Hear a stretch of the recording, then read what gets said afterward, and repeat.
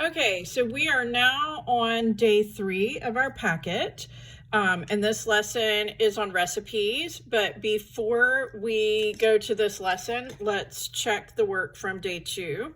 So get your work from day 2 and have it.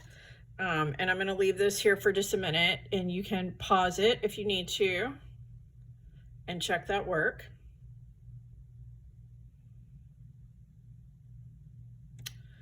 Okay, and this is the second page. So remember, you didn't have to do question number 4. And again, if you need to pause it to check your answers, pause the video right now and check your answers. Okay, and now we will move on to today's lesson. So today's lesson is about recipes. So you can see here we have a pattern made out of some shapes, and it says the flower is made of yellow hexagons, red trapezoids, and green triangles. You can't see the colors if you printed it, but you can still see the shapes. So number 1 says write sentences to describe the ratio of the shapes that make up this pattern. So when we look at the pattern, there are 6 hexagons. These are the hexagons right here. There are 6 of them. 2 trapezoids, the 2 centers of the flower, and 9 triangles that make up the stem and leaves. So that's how I wrote that sentence. How many of each shape would be in 2 copies of this pattern? So we would take the original amount and double it if we had 2 copies of the pattern. So instead of 6 hexagons, there would be 2 times that amount, or 12. Instead of 2 trapezoids, there'd be 2 times that amount, or 4. And instead of 9 triangles, we would have 18, double that. Okay, the next example is about a drink mix. So we have 3 different mixtures here: mixture A, mixture B, and mixture C. And the pictures indicate that the small unshaded squares represent 1 teaspoon of drink mix, and the large shaded squares represent 1 cup of water. So we're making maybe lemonade or something. So the first question is, how would the taste of mixture A compare to the taste of mixture B? Well, they're the same, because if you look at these mixtures, A and B are identical. They both call for 4 teaspoons of drink mix and 1 cup of water. Therefore, the taste of those 2 would be identical. All right, when we use the diagram, mixture B uses 1 cup of water and 4 teaspoons of drink mix. So that ratio could be written this way, 1 to 4, this way, 1 to 4, or this way, 1 to 4. Now, mixture C uses 2 cups of water and 8 teaspoons of drink mix.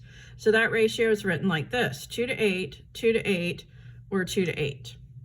Okay, how would the taste of mixture B compare to the taste of mixture C? Well, they're the same because they're equivalent ratios. Mixture B had a 4 to 1 ratio, and mixture C was an 8 to 2.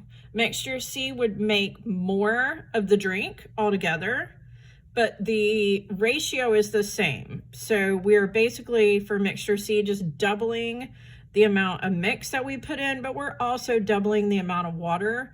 Therefore, the mixture would be the same. I'm skipping this next problem, so you may skip it along with me.